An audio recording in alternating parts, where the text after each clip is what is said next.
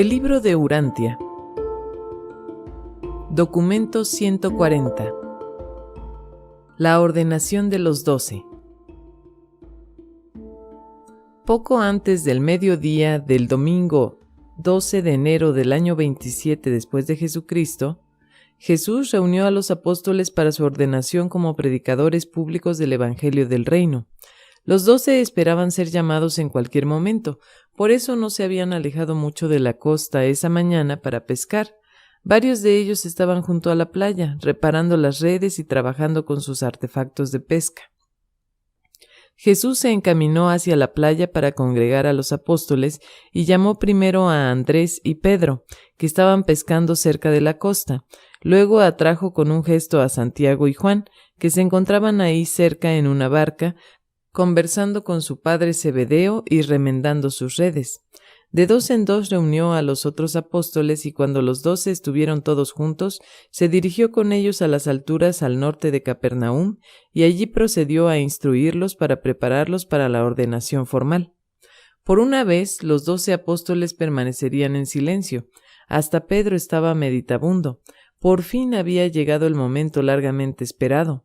Se irían aparte con el maestro para participar en cierto tipo de ceremonia solemne de consagración personal y dedicación colectiva al trabajo sagrado de representar a su maestro en la proclamación del advenimiento del reino de su Padre.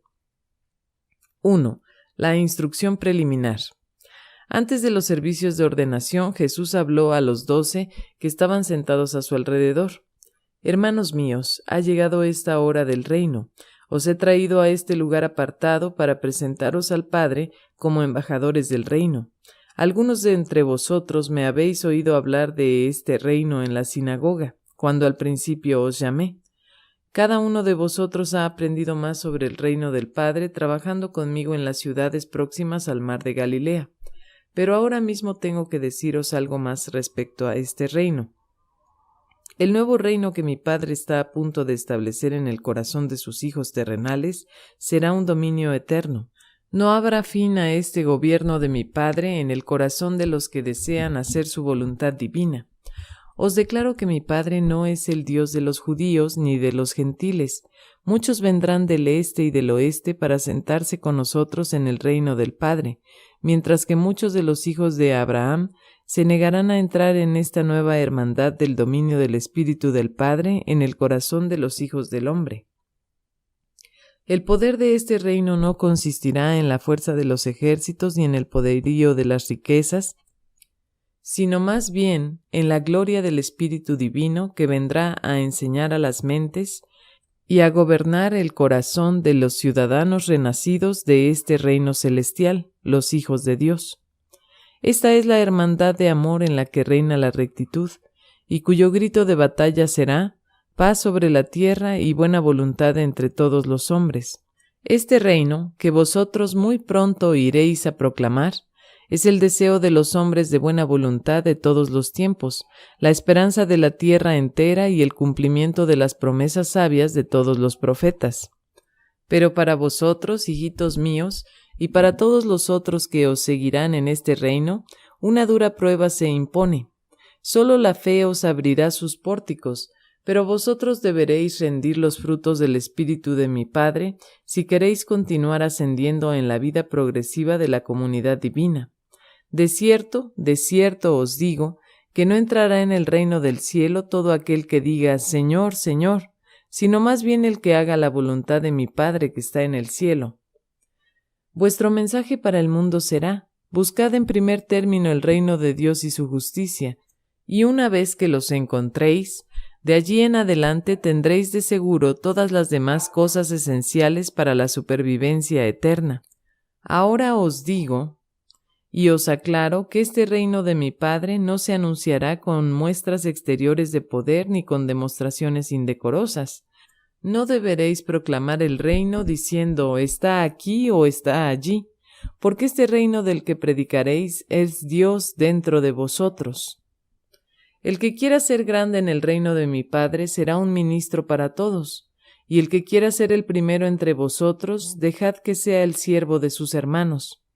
Pero cuando hayáis verdaderamente sido recibidos como ciudadanos en el reino celestial, ya no seréis siervos, sino hijos, hijos del Dios viviente. Así progresará este reino en el mundo, hasta derribar cada barrera y conducir a todos los hombres al conocimiento de mi Padre y a creer en la verdad salvadora que yo he venido a declarar. Ya se acerca el reino, y algunos entre vosotros no morirán hasta que hayan visto venir el reino de Dios revestido de gran poder.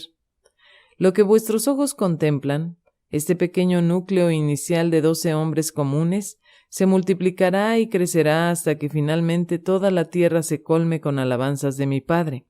Y no será tanto por las palabras que vosotros habléis, sino por la vida que vosotros viváis, que los hombres conocerán que habéis estado conmigo y que habéis aprendido sobre realidades del reino.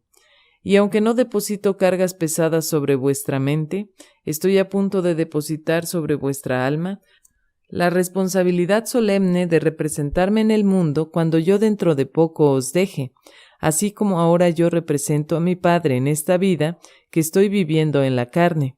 Y cuando hubo terminado de hablar, se levantó. 2. La ordenación. Ahora Jesús les dijo a los 12 mortales que acababan de escuchar sus palabras sobre el reino, que se arrodillaran a su alrededor. Luego el maestro puso las manos sobre la cabeza de cada uno de los apóstoles, comenzando con Judas Iscariote y terminando con Andrés. Después de bendecirlos, extendió las manos y oró.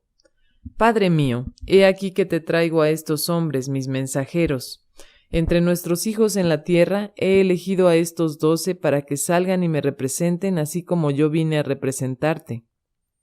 Ámalos y acompáñalos, como me has amado y me has acompañado a mí.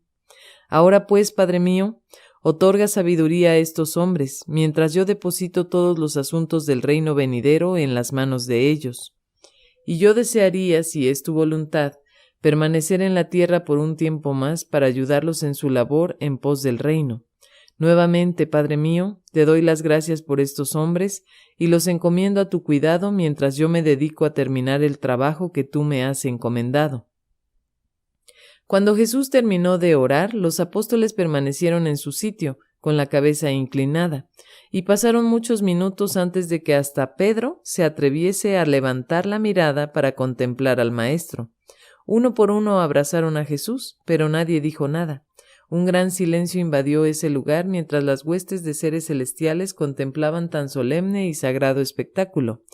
El creador de un universo que encomendaba los asuntos de la hermandad divina del hombre a la dirección de las mentes humanas. 3. El sermón de la ordenación. Entonces habló Jesús diciendo: Ahora ya sois embajadores del reino de mi Padre. Ingresáis en una clase separada y distinta de todos los otros hombres de la tierra. Ya no sois hombres entre los hombres, sino que seréis entre las criaturas ignorantes de este mundo en tinieblas, ciudadanos esclarecidos de otro país, un país celestial. Ya no basta que viváis como habéis vivido antes de este momento, sino que en adelante debéis vivir como los que han probado la gloria de una vida mejor y han sido enviados de vuelta a la tierra como embajadores del soberano de este mundo nuevo y mejor. Más se espera del maestro que del alumno, del amo más se exige que del siervo, de los ciudadanos del reino celestial más es requerido que de los ciudadanos del gobierno terrestre. Algunas de las cosas que estoy a punto de deciros os parecerán duras, pero vosotros habéis elegido representarme en el mundo, así como ahora yo represento al Padre, y como mis representantes en la tierra, estaréis obligados a acatar las enseñanzas y prácticas que reflejan mi ideal de vida mortal en los mundos del espacio y que ejemplifico en mi vida terrestre de revelación del Padre que está en los cielos. Os envío a que proclaméis la libertad a los cautivos espirituales, la felicidad a los que están encadenados por el temor, y que curéis a los enfermos, según la voluntad de mi Padre en los cielos. Cuando encontréis a mis hijos en aflicción, hablad palabras de aliento diciendo: Bienaventurados los pobres de espíritu, los humildes, porque de ellos serán los tesoros del reino del cielo. Bienaventurados los que tienen hambre y sed de rectitud, porque ellos serán saciados. Bienaventurados los mansos, porque ellos recibirán la tierra por heredad.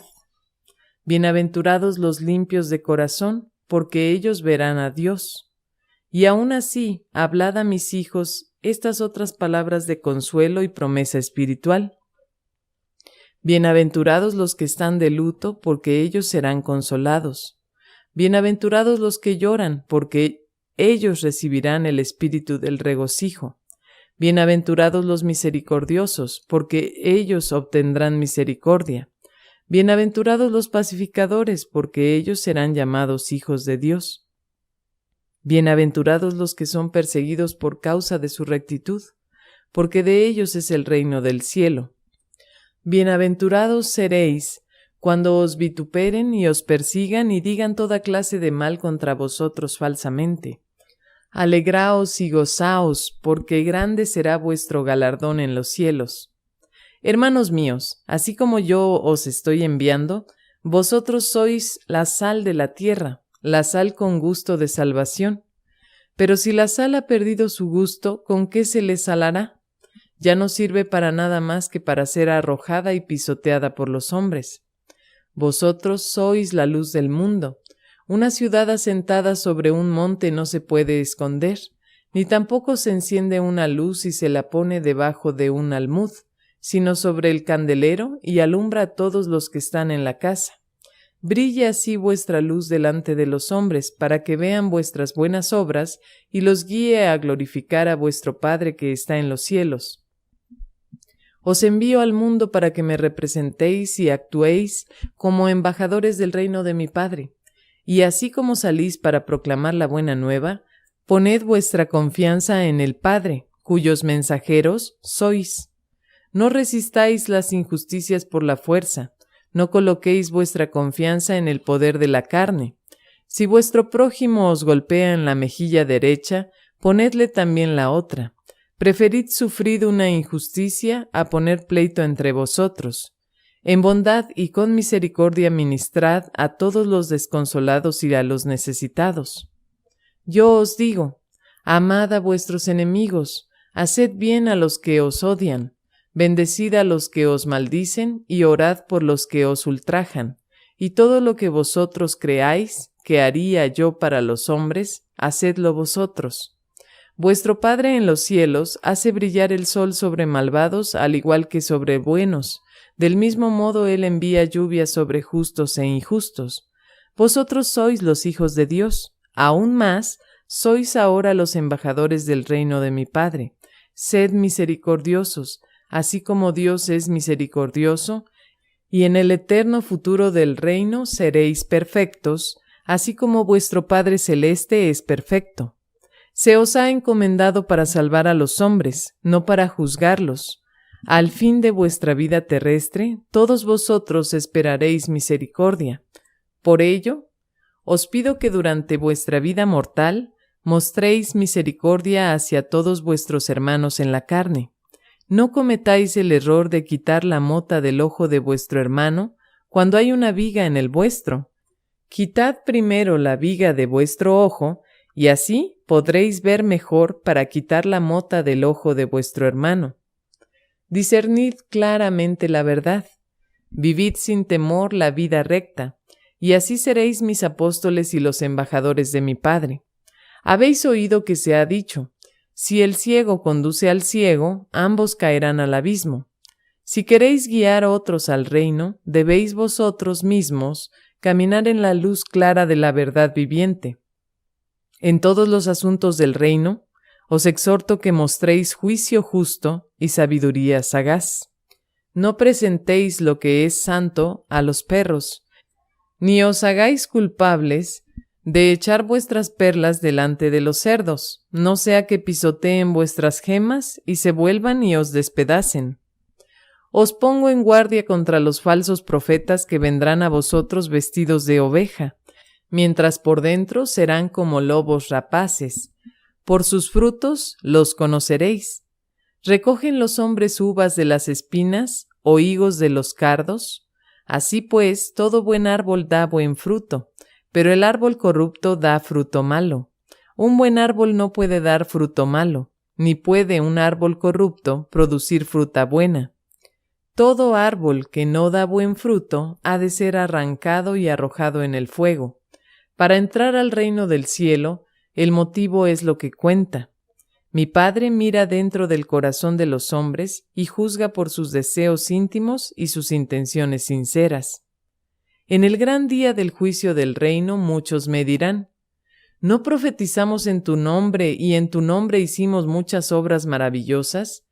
Pero yo me veré obligado a decirles: yo nunca os conocí, apartaos de mí vosotros, falsos maestros.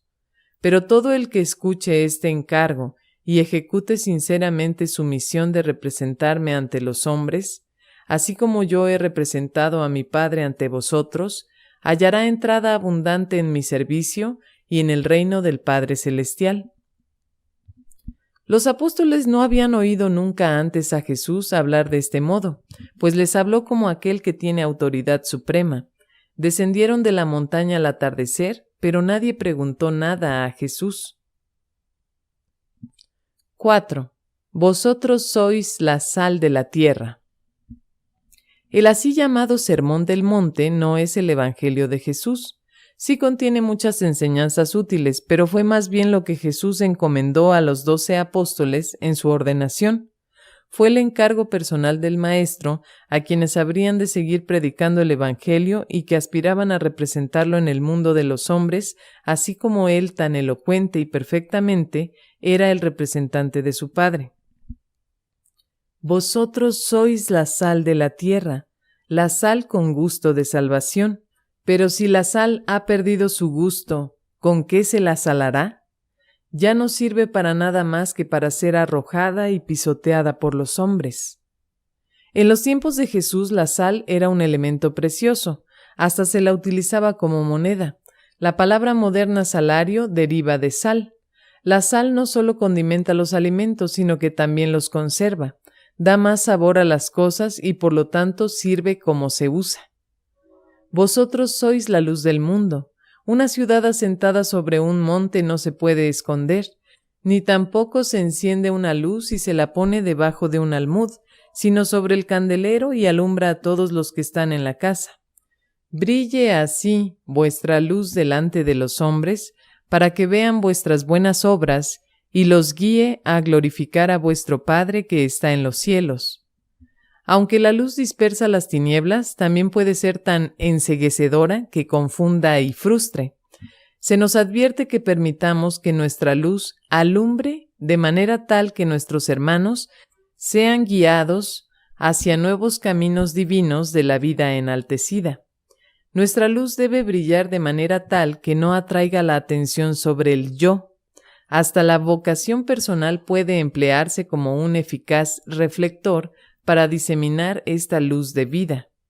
La fortaleza de carácter no se deriva de no hacer el mal, sino de hacer el bien.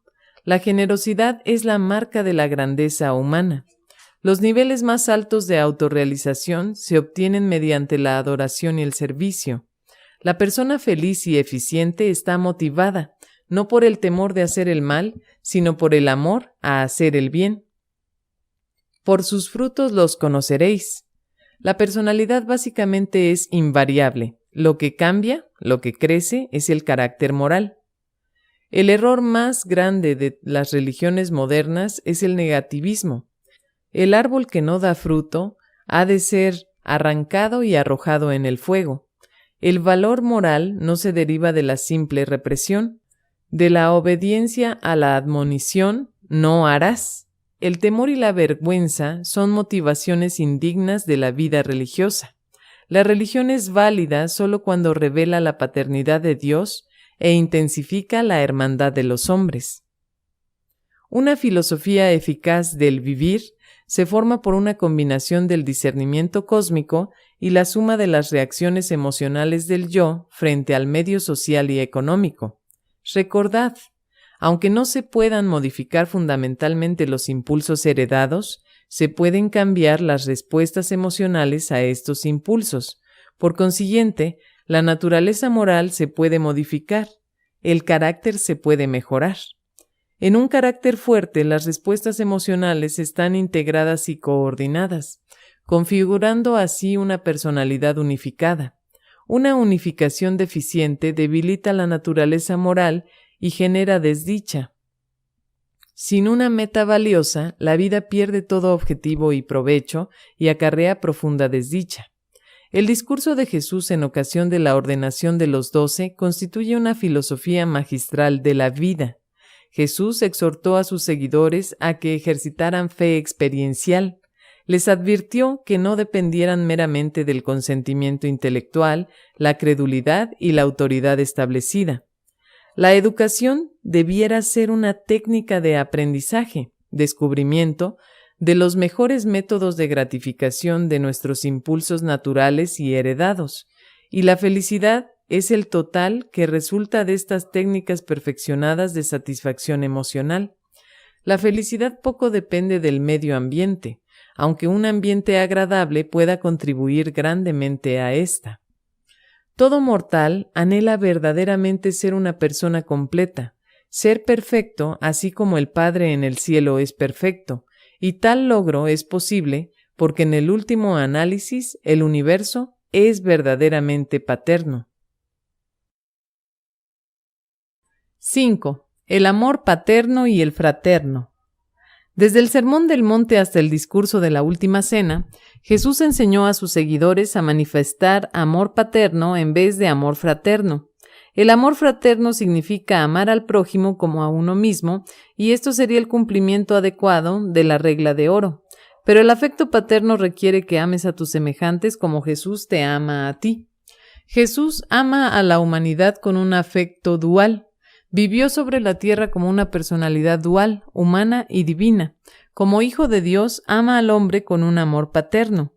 Es el creador del hombre, su padre en el universo. Como hijo del hombre, Jesús ama a los mortales como a un hermano. Fue realmente un hombre entre los hombres.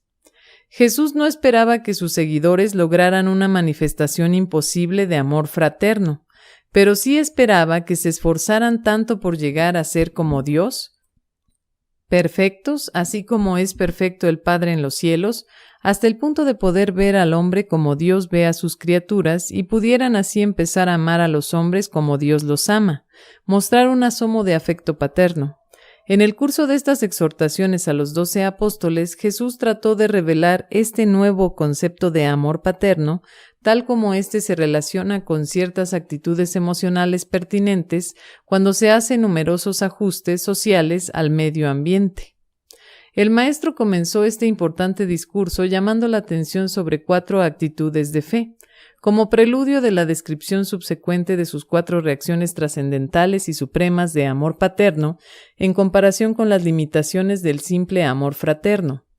Primero habló de los que son pobres de espíritu, de los que tienen sed de rectitud, de los que sobrellevan la mansedumbre y de los de corazón limpio. Es posible esperar de estos mortales, quienes disciernen al espíritu, niveles tales de generosidad divina como para ser capaces de intentar el extraordinario ejercicio del afecto paterno. Es posible esperar que aun cuando estén de luto, podrán tener la fuerza de mostrar misericordia, promover la paz y soportar las persecuciones, y al mismo tiempo y a pesar de todo, amar con un amor paterno aún a la humanidad poco amable. El afecto de un padre puede llegar a niveles de devoción que trascienden inconmensurablemente al afecto de un hermano. La fe y el amor de estas beatitudes fortalecen el carácter moral y crean felicidad. El temor y la ira debilitan el carácter y destruyen la felicidad. Este sermón monumental comenzó con una nota de bienaventuranza. 1. Bienaventurados los pobres de espíritu, los humildes. Para un niño, la felicidad es la satisfacción de un deseo inmediato que da placer. El adulto está dispuesto a sembrar las semillas de la abstención con el objeto de cosechar en el futuro una felicidad mayor. En los tiempos de Jesús y desde entonces, la felicidad se ha relacionado demasiado frecuentemente con la idea de la posesión de riquezas. En la historia del fariseo y del publicano, que oran en el templo, el uno se sentía rico en espíritu, egotista, el otro se sentía pobre de espíritu, humilde. El uno era autosuficiente, el otro era receptivo a la enseñanza y buscaba la verdad. Los pobres de espíritu buscan las metas de riqueza espiritual, Dios, y aquellos que buscan la verdad no tienen que esperar sus galardones en un futuro lejano, son galardonados ahora. Encuentran el reino del cielo dentro de su corazón y disfrutan ahora de esa felicidad. 2. Bienaventurados los que tienen hambre y sed de rectitud, porque ellos serán saciados. Solo los que se sienten pobres de espíritu tienen sed de rectitud. Solo los humildes buscan la fortaleza divina y anhelan el poder espiritual. Pero es sumamente peligroso practicar a sabiendas el ayuno espiritual para aumentar el apetito de las dotes espirituales. El ayuno físico se vuelve peligroso a los 4 o 5 días. Puede uno perder todo deseo de alimentarse. El ayuno prolongado, tanto físico como espiritual, tiende a destruir el apetito. La rectitud experiencial es un placer, no un deber. La rectitud de Jesús es amor dinámico, afecto paterno-fraterno. No es el tipo de rectitud del mandato negativo, el no harás. ¿Cómo podría uno jamás tener hambre de algo negativo, de algo que no harás?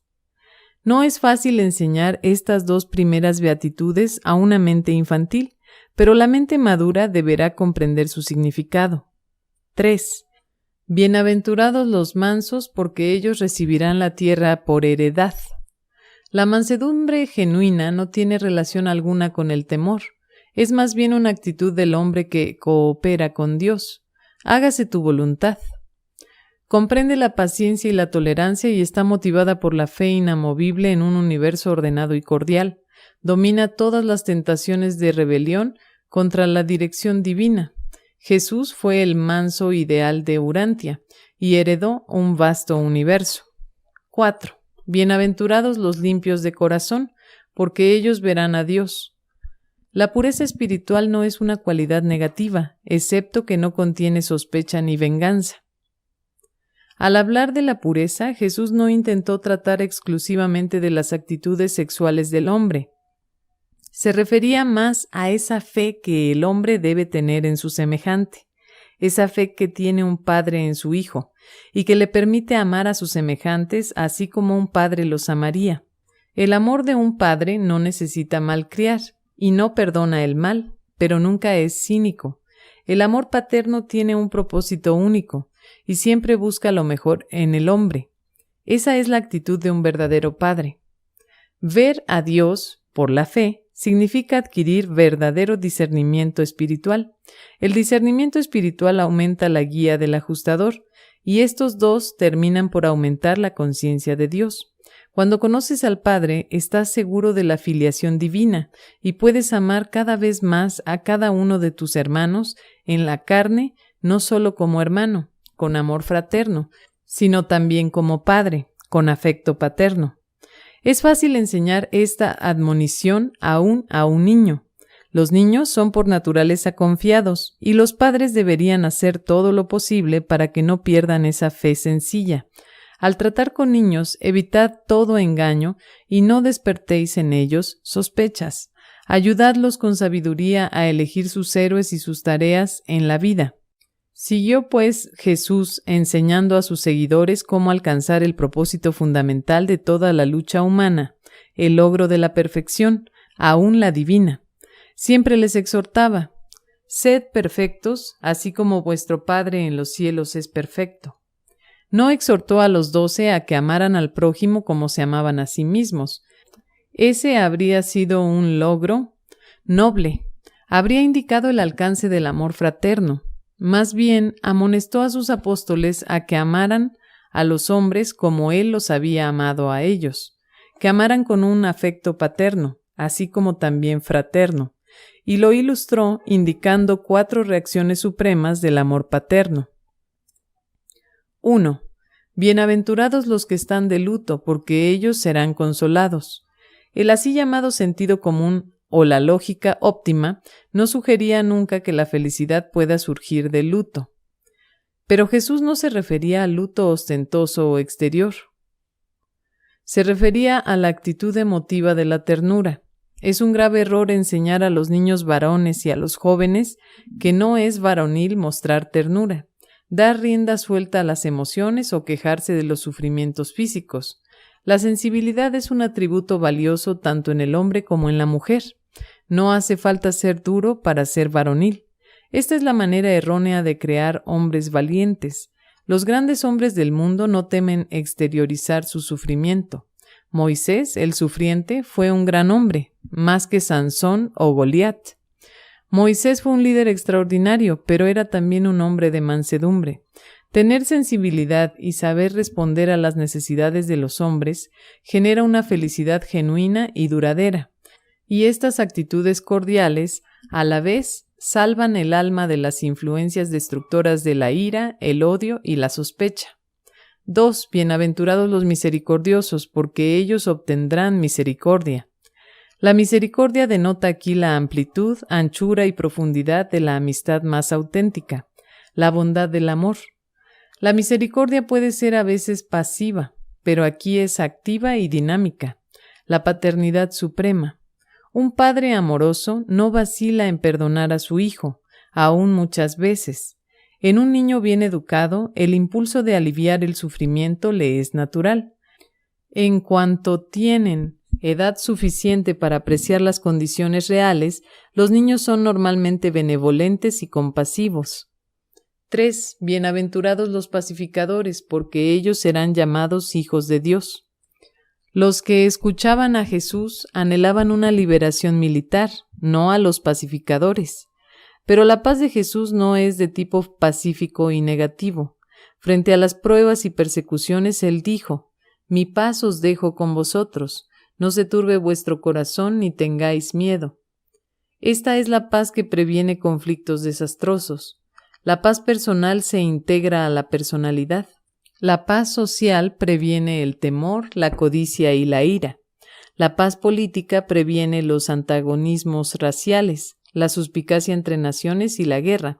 Trabajar por la paz es la cura de las desconfianzas y las sospechas.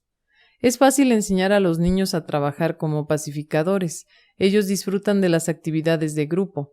Les gusta jugar juntos.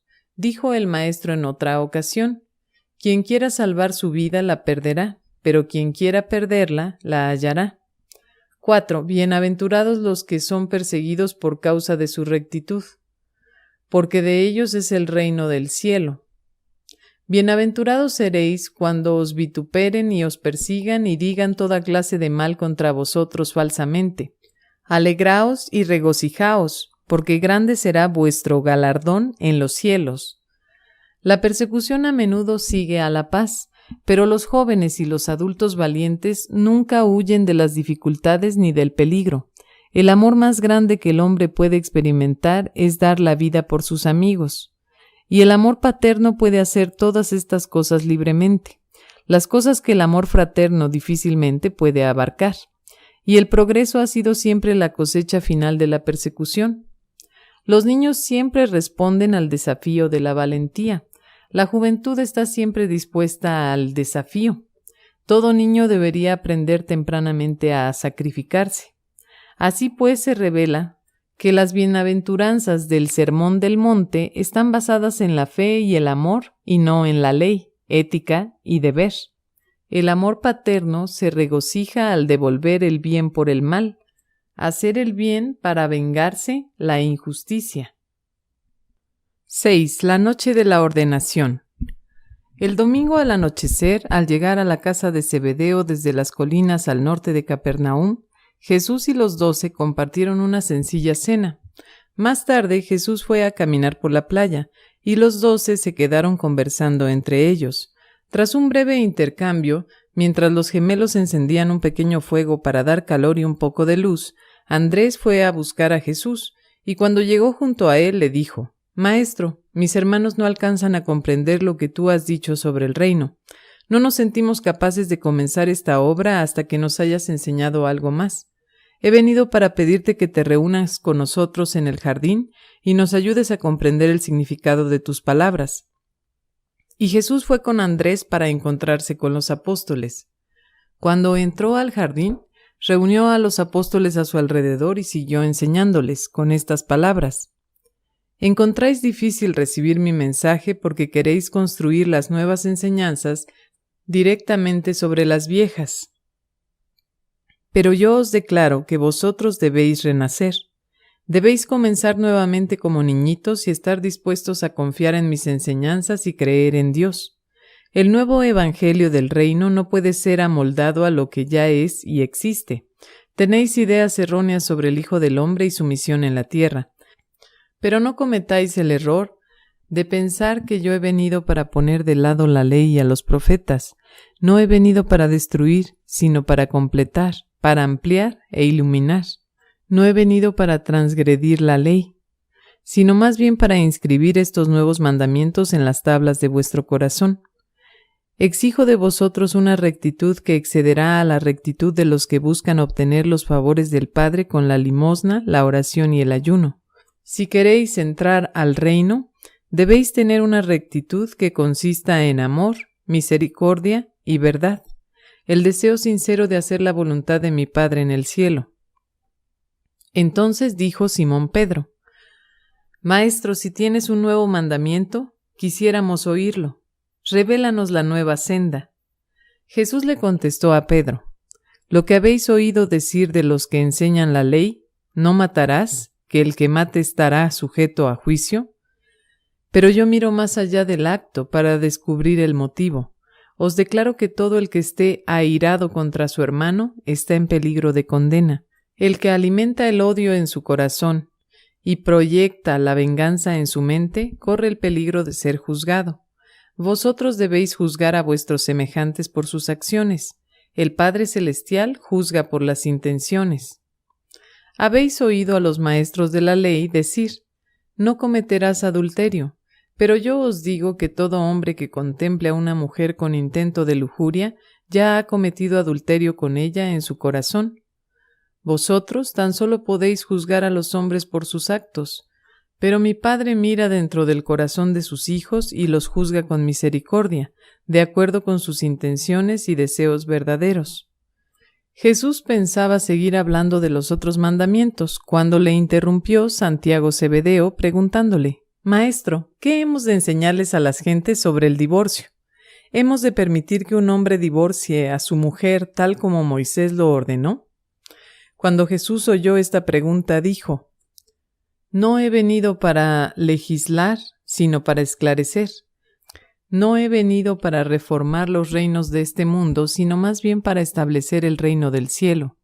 No es la voluntad de mi Padre que ceda yo a la tentación de enseñaros reglas de gobierno, comercio o conducta social que, aunque puedan ser buenas para el día de hoy, estarían lejos de ser adecuadas para la sociedad de otra época.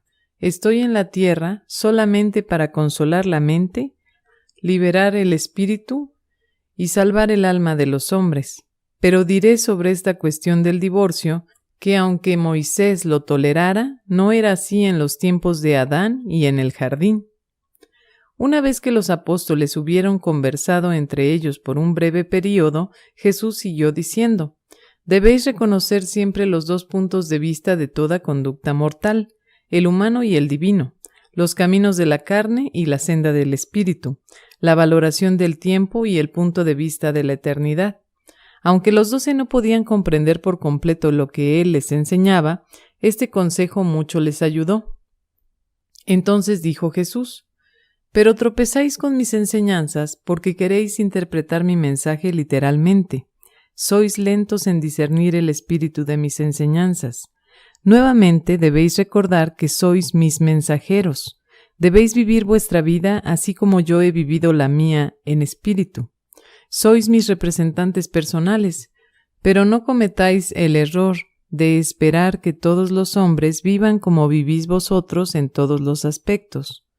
También debéis recordar que yo tengo ovejas que no son de este rebaño, y que tengo obligaciones también para con ellos, porque debo proveerles el modelo para cumplir con la voluntad de Dios mientras vivo la vida de una naturaleza mortal. Entonces preguntó Natanael: Maestro, ¿es que no hemos de dar lugar alguno a la justicia?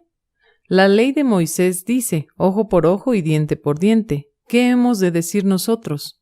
Y Jesús contestó: Vosotros devolveréis el bien por el mal. Mis mensajeros no deben luchar con los hombres, sino tratarlos con dulzura. Vuestra regla no será la medida con la que medís, os será medido. Quienes gobiernan a los hombres pueden tener tales leyes, pero no el reino. La misericordia determinará siempre vuestro juicio y el amor vuestra conducta. Si esto os parece duro, aún ahora podéis iros. Si encontráis que los requisitos del apostolado son demasiado exigentes, podéis retornar al camino menos riguroso de los discípulos. Al escuchar estas sorprendentes palabras, los apóstoles se apartaron entre ellos por un momento, pero pronto retornaron, y Pedro dijo: Maestro, queremos seguir contigo, ninguno entre nosotros quiere irse.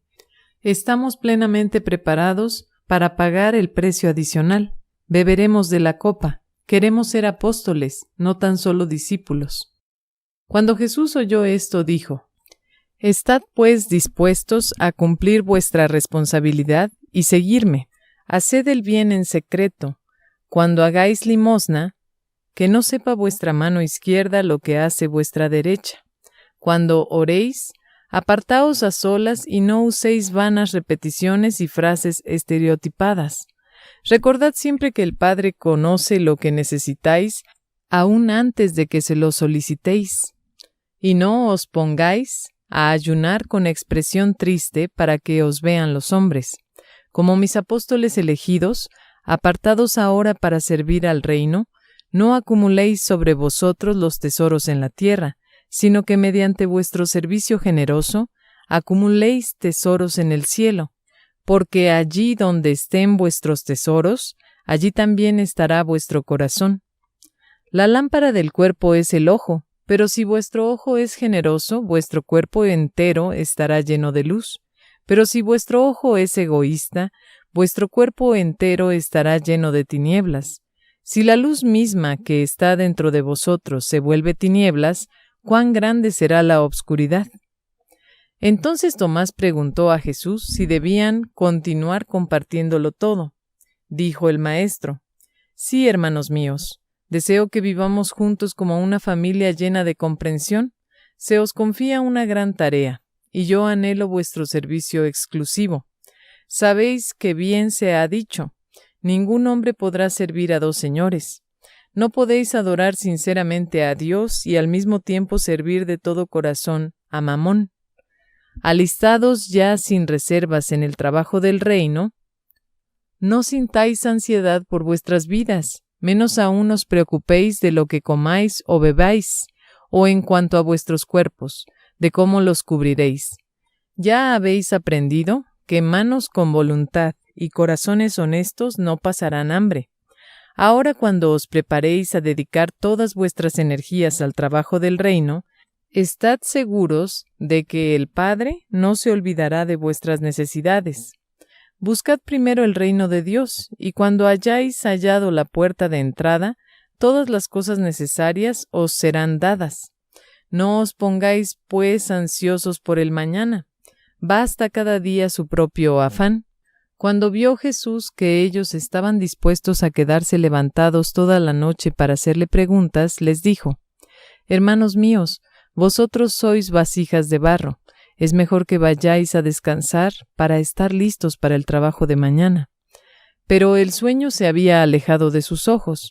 Pedro se aventuró a pedir a su maestro una breve conversación privada contigo.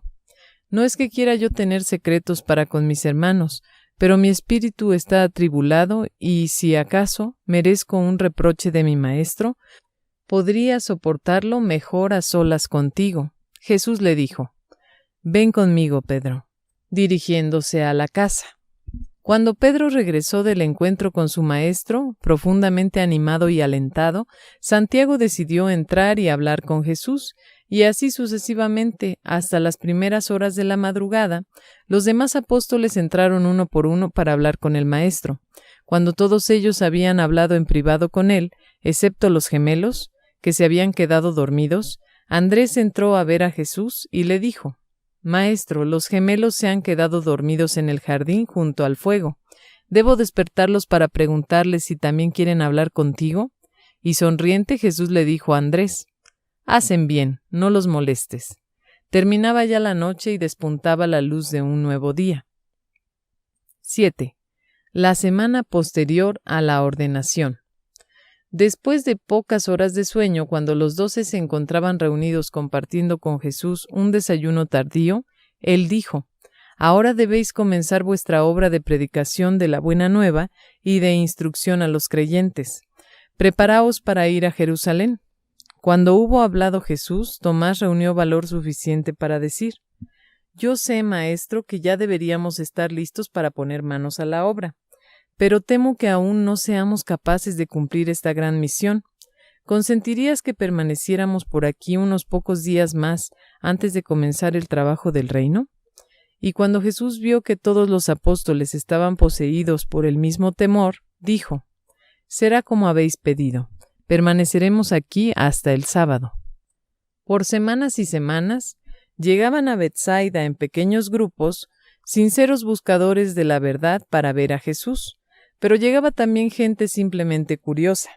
Las noticias sobre él ya se habían difundido por toda la región. Llegaba gente deseosa de saber desde ciudades tan lejanas como Tiro, Sidón, Damasco, Cesarea y Jerusalén. Hasta ese momento Jesús acogía a esas gentes y les enseñaba sobre el reino, pero ahora el Maestro encomendó esta tarea a los 12. Andrés seleccionaba a uno de los apóstoles y le asignaba un grupo de visitantes, y a veces los 12 estaban todos ocupados a la vez en esta misión. Trabajaron durante 2 días, enseñaban de día y mantenían hasta tarde en la noche sus conversaciones privadas. Al tercer día Jesús fue a visitar a Zebedeo y Salomé y envió a sus apóstoles a que fueran a pescar, hicieran algo agradable y distinto o visitaran sus familias. El jueves regresaron para comenzar 3 días más de enseñanza. Durante esta semana de ensayo, Jesús muchas veces repitió a sus apóstoles los 2 grandes motivos de su misión postbautismal en la tierra. 1. Revelar el Padre al hombre. 2. Conducir a los hombres a la conciencia de filiación, a que se dieran cuenta por medio de la fe de que eran ellos hijos del Altísimo. Una semana de experiencias tan variadas hizo mucho bien a los 12. Algunos entre ellos hasta empezaron a tener demasiada confianza en sí mismos. En la última conferencia, la noche después del sábado, Pedro y Santiago se acercaron a Jesús diciendo: «Estamos listos, salgamos ahora a conquistar el reino». Y Jesús replicó: «Que vuestra sabiduría iguale vuestro celo y vuestro coraje compense vuestra ignorancia». Aunque los apóstoles no comprendían muchas de sus enseñanzas, no dejaron de comprender el significado de la hermosa y encantadora vida que él vivió con ellos. 8. El jueves por la tarde en el lago. Bien sabía Jesús que sus apóstoles no asimilaban del todo sus enseñanzas. Decidió impartir instrucciones especiales a Pedro, Santiago y Juan, con la esperanza de que pudieran ellos aclarar las ideas de sus asociados. Veía que aunque algunas características de la idea de un reino espiritual eran comprendidas por los 12, ellos persistían en relacionar estas nuevas enseñanzas espirituales directamente con los antiguos y arraigados conceptos literales del reino del cielo, como la restauración del trono de David y el reestablecimiento de Israel como un poder temporal en la tierra. Por consiguiente, el jueves por la tarde, Jesús se alejó de la costa en una barca con Pedro, Santiago y Juan para hablar de los asuntos del reino. Fue esta una lección instructiva de 4 horas, que comprendió decenas de preguntas y respuestas, y para los fines de esta narración es más provechoso reorganizar el resumen que de esa tarde importantísima hiciera Simón Pedro a su hermano Andrés a la mañana siguiente. 1. Hacer la voluntad del Padre. Las enseñanzas de Jesús en cuanto a confiar en el cuidado del Padre Celestial no era un fatalismo ciego y pasivo. Esa tarde citó con aprobación un viejo dicho hebreo: «El que no trabaja no come».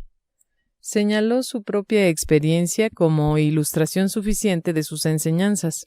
Sus preceptos sobre la confianza en el Padre no deben juzgarse sobre la base de las condiciones sociales o económicas de los tiempos modernos ni de ninguna otra época.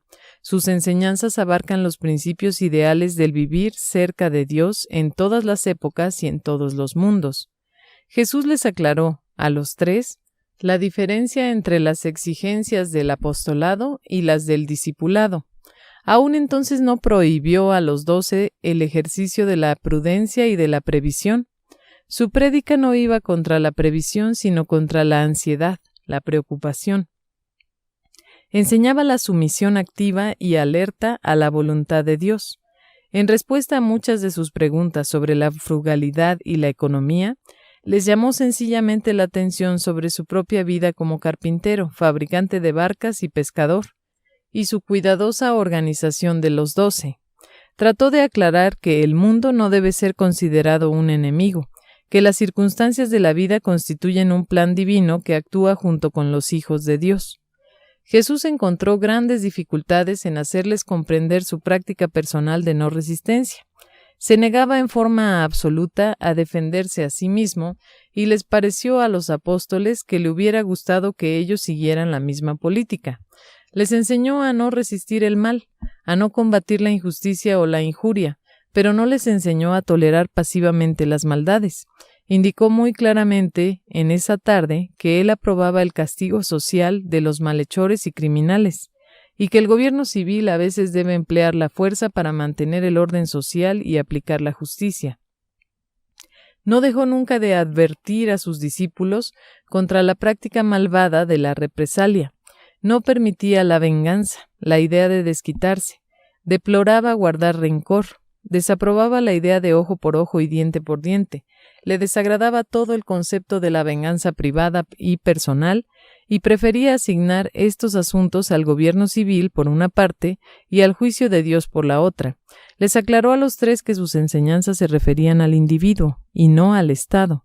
Resumió sus instrucciones hasta ese momento sobre estos asuntos como sigue: amad a vuestros enemigos, recordad las exigencias morales de la hermandad humana, la futilidad del mal, un agravio no se corrige con la venganza, no cometáis el error de luchar contra el mal con sus propias armas, tened fe, confianza en el triunfo final de la justicia divina y de la bondad eterna.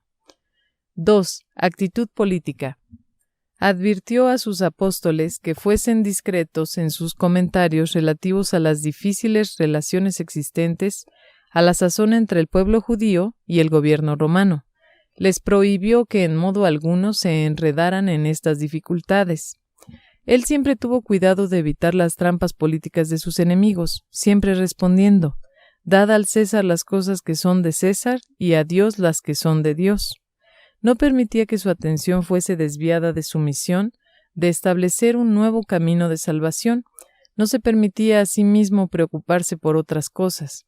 En su vida personal siempre cumplió fielmente con todas las leyes y reglas civiles, y en sus enseñanzas públicas ignoró los ámbitos cívicos, sociales y económicos.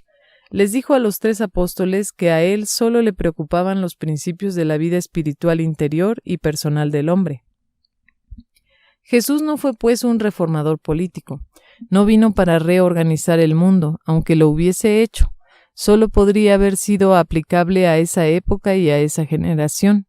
Sin embargo, mostró al hombre la óptima manera de vivir, y ninguna generación está exenta de la tarea de descubrir cómo adaptar de la mejor manera la vida de Jesús a sus propios problemas. Pero no cometáis jamás el error de identificar las enseñanzas de Jesús con alguna teoría política o económica, con algún sistema social o industrial. 3. Actitud social. Los rabinos judíos venían debatiendo desde hacía mucho el problema: ¿quién es mi prójimo? Jesús llegó con la idea de una generosidad activa y espontánea, un amor por los semejantes tan genuino que expandía el concepto de vecino hasta incluir al mundo entero, tornando por lo tanto en vecinos a todos los hombres. Pero pese a todo esto, Jesús estaba interesado solamente en el individuo, no en la masa. Jesús no era un sociólogo, pero se esforzó por echar por tierra toda forma de aislamiento egoísta. Enseñó comprensión pura, compasión. Micael de Nevadón es un hijo dominado por la misericordia. La compasión es su naturaleza propia. El maestro no dijo que los hombres nunca debían agasajar a sus amigos, pero sí dijo que sus discípulos deberían ofrecer fiestas a los pobres y a los desafortunados. Jesús tenía un firme sentido de la justicia, pero era una justicia siempre atemperada por la misericordia. No enseñó a sus apóstoles que se dejaran dominar por los parásitos sociales ni por los buscadores profesionales de limosnas. Lo más cercano a un comentario sociológico que hizo Jesús fue: no juzguéis para que no seáis juzgados. Dijo claramente que la lástima indiscriminada puede producir muchos males sociales. Al día siguiente Jesús instruyó en forma clara a Judas de que no debían entregarse fondos apostólicos en limosnas, excepto si él o dos de los apóstoles juntos se lo pedían. En todos estos asuntos era práctica de Jesús siempre decir: sed tan sabios como serpientes, pero tan inocuos como palomas. Parecía ser su propósito en toda situación social enseñar paciencia, tolerancia y perdón. La familia ocupaba el centro mismo de la filosofía de la vida de Jesús, aquí y en lo sucesivo.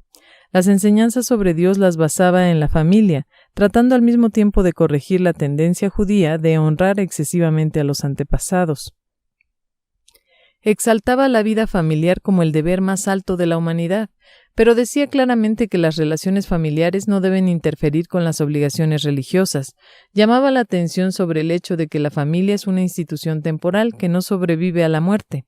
Jesús no vaciló en dejar a su familia cuando la familia fue en contra de la voluntad del Padre. Enseñó la nueva y más amplia hermandad del hombre, la de los hijos de Dios. En los tiempos de Jesús, el divorcio era fácil tanto en Palestina como en todo el Imperio Romano. Se negó repetidamente a establecer leyes sobre el matrimonio y el divorcio, pero muchos de los primeros seguidores de Jesús tenían opiniones definidas sobre el divorcio y no vacilaron en atribuírselas a él. Todos los escritores del Nuevo Testamento se adhirieron a estas ideas más estrictas y avanzadas sobre el divorcio, excepto Juan Marcos. 4. Actitud económica. Jesús trabajó, vivió y actuó en el mundo tal como lo encontró. No era un reformador económico, a pesar de que llamó frecuentemente la atención sobre la injusticia de una distribución desigual de la riqueza, pero no ofreció sugerencia alguna para remediarla. Dijo claramente a los tres que, aunque sus apóstoles no debían tener propiedad privada, no predicaba contra la riqueza y la propiedad, sino solamente contra su distribución desigual e injusta. Reconocía la necesidad de la justicia social y la ecuanimidad industrial, pero no ofrecía regla alguna para lograrlas. No enseñó nunca a sus seguidores a que evitaran las posesiones terrestres, solo a sus 12 apóstoles. Lucas, el médico, creía firmemente en la igualdad social y mucho hizo por interpretar las palabras de Jesús en armonía con sus creencias personales. Jesús no dijo nunca personalmente a sus discípulos que adoptaran un modo de vida comunal. No hizo ningún pronunciamiento de ningún tipo sobre estos asuntos. Jesús advirtió frecuentemente a sus seguidores contra la codicia, declarando que la felicidad de un hombre no consiste en la abundancia de sus posesiones materiales.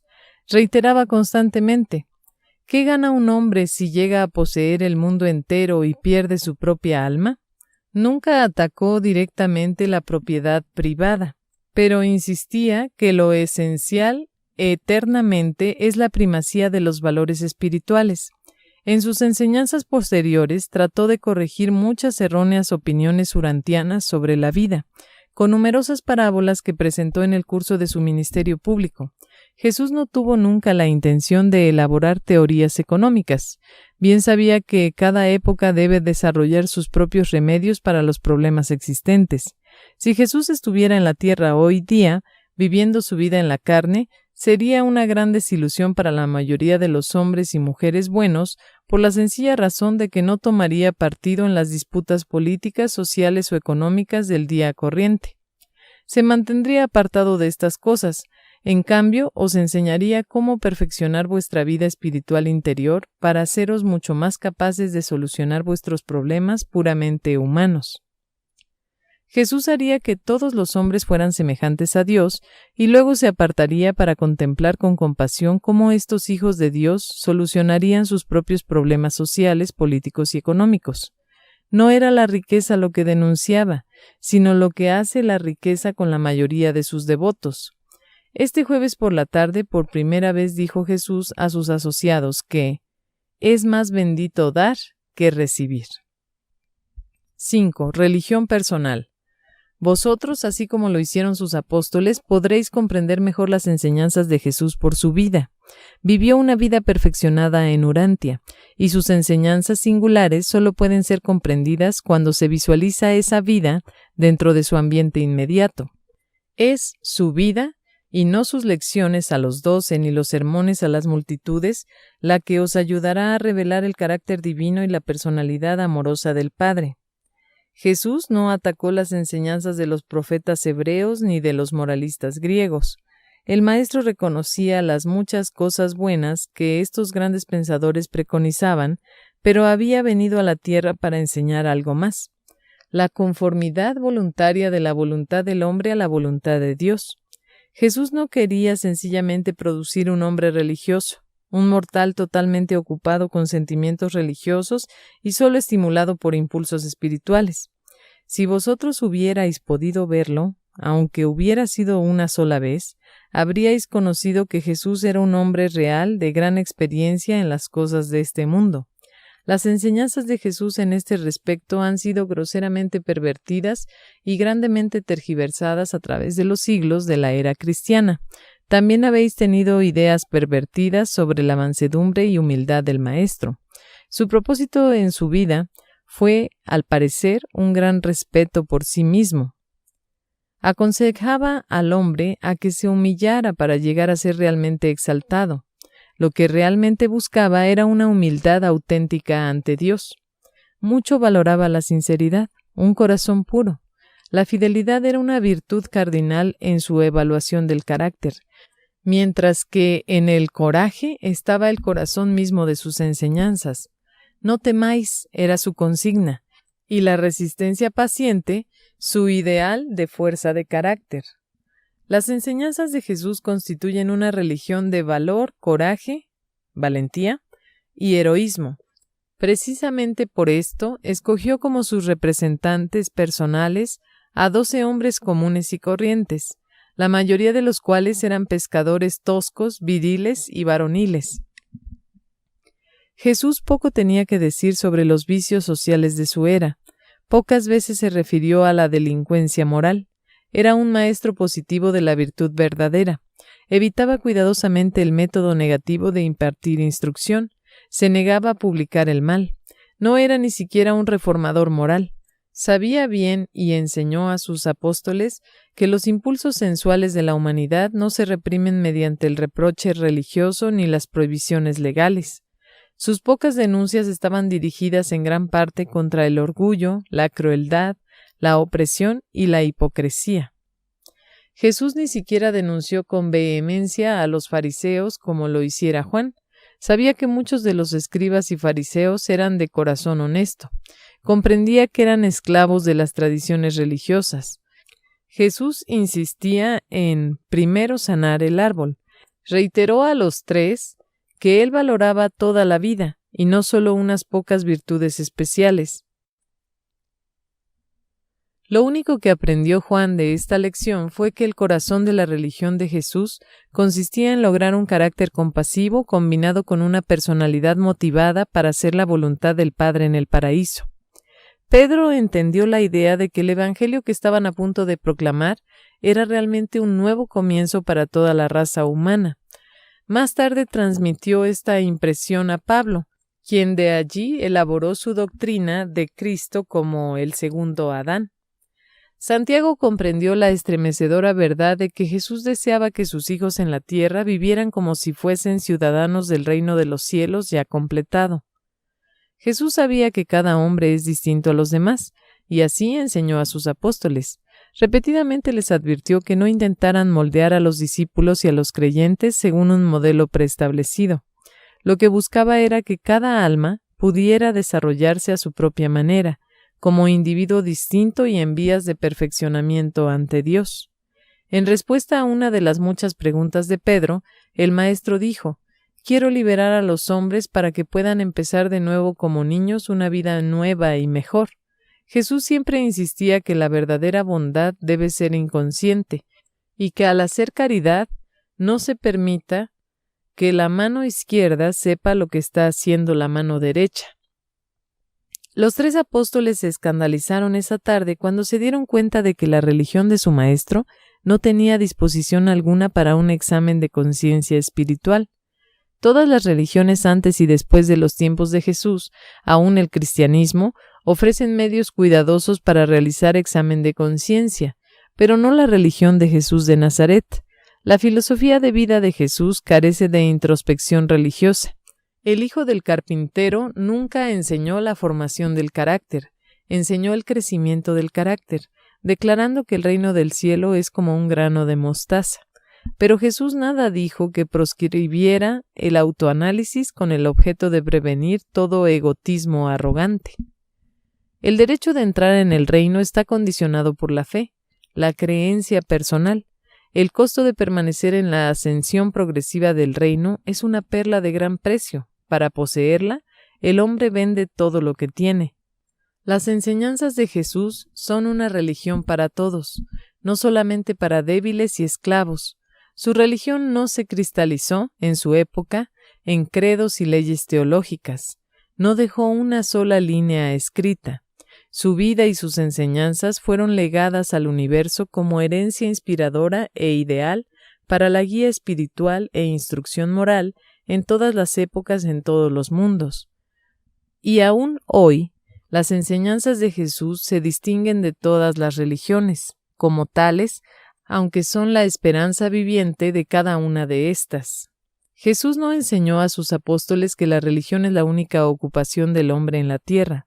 Esa era la idea judía de servir a Dios, pero sí insistió en que la religión fuera la ocupación exclusiva de los 12. Jesús nada enseñó que desviara a sus creyentes de la búsqueda de la cultura genuina. Tan solo quiso apartarse de las escuelas religiosas de Jerusalén, las cuales estaban esclavizadas por las tradiciones.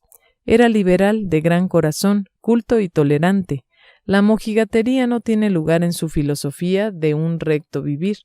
El maestro no ofrecía soluciones para los problemas no religiosos de su propia época ni de las épocas subsiguientes. Jesús deseaba desarrollar el discernimiento espiritual para captar las realidades eternas y estimular la iniciativa en la originalidad en el vivir.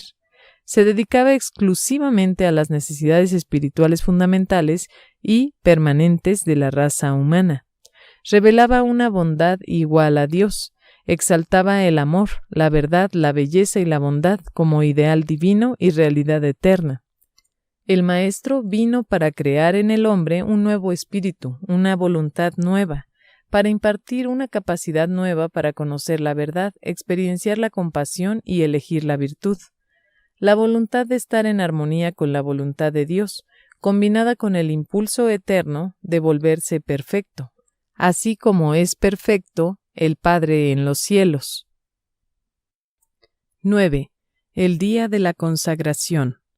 El sábado siguiente lo dedicó Jesús a sus apóstoles, regresando a las tierras altas en donde los había ordenado, y allí, después de un largo y alentador mensaje personal, bellamente conmovedor, inició el acto solemne de la consagración de los 12.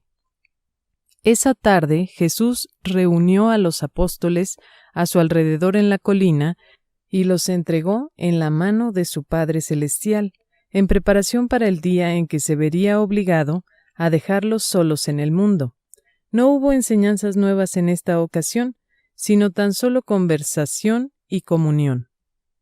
Jesús resumió muchas de las enseñanzas del sermón de ordenación, pronunciado en ese mismo lugar, y luego, llamándolos ante sí uno por uno, les encomendó a salir al mundo como sus representantes. El encargo de consagración del Maestro fue: «Id a todo el mundo y predicad la buena nueva del reino, liberad a los cautivos espirituales, confortad a los oprimidos y ministrad a los afligidos. Libremente habéis recibido, dad pues libremente».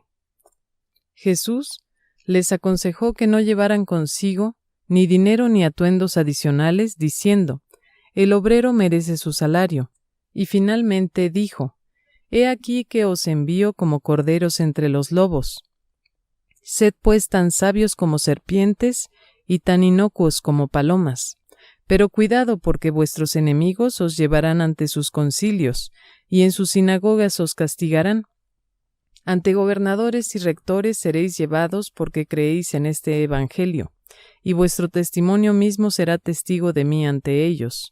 Y cuando os lleven a juicio, no os preocupéis de lo que digáis, porque el Espíritu de mi Padre vive en vosotros, y en tales momentos hablará por vosotros. Algunos entre vosotros seréis ajusticiados, y antes de que establezcáis el reino en la tierra, seréis odiados por muchas gentes por causa de este Evangelio. Pero no temáis, yo estaré con vosotros, y mi Espíritu os precederá en el mundo entero. Y la presencia de mi Padre habitará en vosotros cuando os dirijáis primero a los judíos, luego a los gentiles. Cuando descendieron de la montaña, regresaron a su morada en la casa de Zebedeo. 10. La noche después de la consagración. Esa noche, al enseñar dentro de la casa, porque había comenzado a llover, Jesús habló largamente, tratando de mostrar a los 12 cómo debían ser, no lo que debían hacer. Ellos tan solo conocían una religión que imponía el obrar de cierta manera para alcanzar el estado de rectitud, la salvación.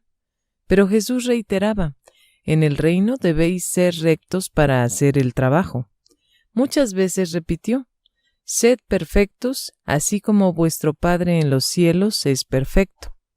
Todo el tiempo el Maestro explicaba a sus perplejos apóstoles que la salvación que había venido a traer al mundo se alcanzaba tan solo creyendo, por medio de la fe simple y sincera. Decía Jesús: Juan predicó un bautismo de arrepentimiento, de pena por la vieja manera de vivir. Vosotros debéis proclamar el bautismo del compañerismo con Dios.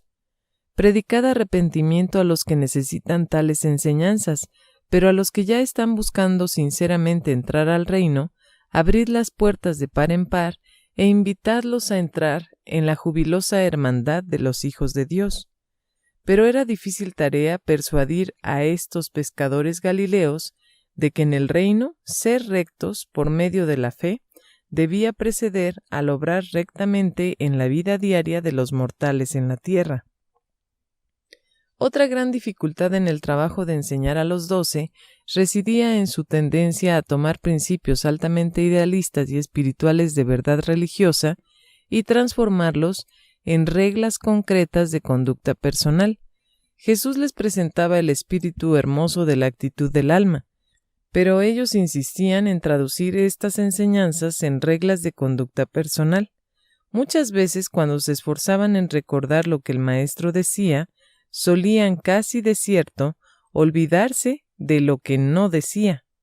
Pero poco a poco asimilaron sus enseñanzas, porque Jesús era todo lo que enseñaba. Lo que no conseguían obtener de sus instrucciones verbales, paulatinamente lo adquirieron viviendo con él. Los apóstoles no veían manifiesto que su Maestro estaba viviendo una vida de inspiración espiritual para todas las personas de todas las eras de todos los mundos de un extenso universo. A pesar de que Jesús les decía esto de vez en cuando, los apóstoles no alcanzaban a comprender la idea de que estaba haciendo una labor en este mundo, pero para todos los otros mundos de su vasta creación. Jesús vivió su vida terrestre en Urantia, no para dar un ejemplo personal de vida mortal a los hombres y mujeres de este mundo, sino más bien para crear un ideal altamente espiritual e inspirador para todos los seres mortales de todos los mundos. Esta misma noche, Tomás le preguntó a Jesús: Maestro, tú dices que debemos llegar a ser como niñitos antes de poder entrar al reino del Padre. Y sin embargo, nos has advertido que no nos dejemos engañar por falsos profetas, ni que nos hagamos culpables de echar nuestras perlas delante de los cerdos. Pues estoy sinceramente perplejo. No puedo comprender tus enseñanzas. Jesús le replicó a Tomás: ¿Cuánta paciencia habré de tenerte? Siempre insistes en entender literalmente todo lo que yo enseño. Cuando os pedí que lleguéis a ser como niñitos como precio para entrar al reino, No me refería a la facilidad de caer en el engaño, al mero afán de creer, ni tampoco al impulso de confiar en cautivantes extraños. Lo que deseaba que vosotros pudierais entender con esta figura era la relación entre el Hijo y el Padre. Tú eres el Hijo, y es el reino de tu Padre a donde quieres entrar. Está presente ese afecto natural entre todo niño normal y su padre que asegura una relación comprensiva y amorosa, y que precluye para siempre toda inclinación a regatear para obtener el amor y la misericordia del Padre. Y el Evangelio que vais a predicar tiene que ver con esta salvación que crece del descubrimiento por la fe de esta misma y eterna relación entre niño y padre. La característica fundamental de las enseñanzas de Jesús consistía en la moralidad de su filosofía, originada en la relación personal del individuo con Dios. Esta misma relación niño-padre. Jesús hacía hincapié en el individuo, no en la raza ni en la nación. Mientras comían la cena, Jesús tuvo una conversación con Mateo en la que le explicó que la moralidad de cualquier acción está determinada por la motivación del individuo. La regla de oro, tal como Jesús la redactó, exige un activo contacto social. La antigua regla negativa podía ser obedecida en la soledad. Jesús liberó la moral de todas las reglas y ceremonias y la elevó a niveles majestuosos de pensamiento espiritual y de vida verdaderamente recta. Esta nueva religión de Jesús no carecía completamente de implicaciones prácticas, pero todo valor práctico político, social o económico que se pueda hallar en sus enseñanzas es una consecuencia natural de esta experiencia interior del alma, tal como manifiesta los frutos del Espíritu en el espontáneo ministerio diario de una genuina experiencia religiosa personal. Cuando Jesús y Mateo terminaron de conversar, Simón el celote preguntó: «Pero, maestro, ¿son todos los hombres hijos de Dios?» Y Jesús contestó: «Sí, Simón, todos los hombres son hijos de Dios, y esa es la buena nueva que vais a proclamar». Pero los apóstoles no conseguían comprender tal doctrina. Era un pronunciamiento nuevo, extraño y sorprendente, y fue debido a su deseo de inculcarles esta verdad por lo que Jesús enseñó a sus discípulos a tratar a todos los hombres como hermanos. En respuesta a una pregunta de Andrés, el maestro aclaró que la moralidad de su enseñanza era inseparable de la religión de su vivir. Enseñaba la moralidad no fundándola en la naturaleza del hombre, sino en la relación del hombre con Dios. Juan le preguntó a Jesús: «Maestro, ¿qué es el reino de los cielos?» Y Jesús respondió: «El reino del cielo consiste en estas tres cosas esenciales. Primero, el reconocimiento del hecho de la soberanía de Dios. Segundo, la creencia en la verdad de que sois hijos de Dios. Y tercero, la fe en la eficacia del deseo supremo humano de hacer la voluntad de Dios, de ser como Dios. Y esta es la buena nueva del Evangelio, que mediante la fe, todo mortal puede obtener estas cosas esenciales para la salvación. Ahora pues, la semana de espera llegaba a su cierre y ellos se preparaban para partir hacia Jerusalén al día siguiente.